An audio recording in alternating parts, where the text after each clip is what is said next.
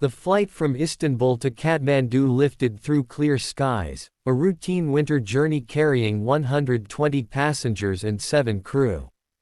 Among them sat Amina Rahman, a 29-year-old humanitarian nurse returning from a medical conference.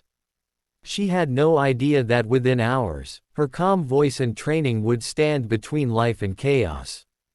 2 hours into the flight, turbulence began to shake the aircraft. The captain's voice stayed steady, but the storm ahead built faster than any forecast.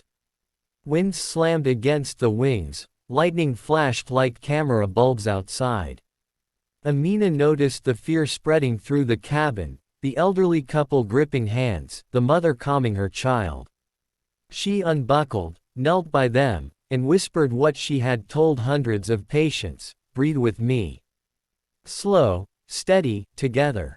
Minutes later, a thunderclap and a jolt threw the plane into silence except for the alarms. Oxygen masks dropped. The pilots fought to control altitude as the aircraft scraped the edge of a snow-covered ridge. Metal screamed, the cabin darkened, and then everything went white. When Amina woke, the smell of fuel mixed with snow. The fuselage had split but miraculously rested on a slope, not a cliff. The captain was injured, the radios dead, and the temperature sinking fast. Panic rippled through survivors, until Amina's voice rose above the wind.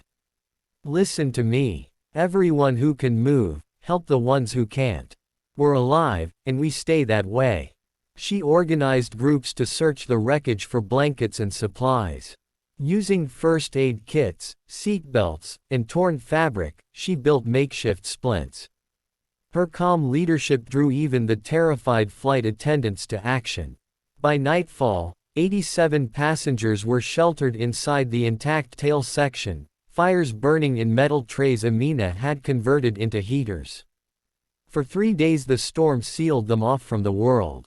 Amina rationed food, melted snow for water, and kept spirits alive with stories, tales of survival she remembered from her childhood. On the 4th day she decided to climb toward higher ground to find a signal. With 2 volunteers, she scaled the frozen ridge using electrical cables as ropes. After hours of climbing, she found a fragment of network on a half-dead phone and managed to send coordinates. Rescue teams spotted their flare the next morning.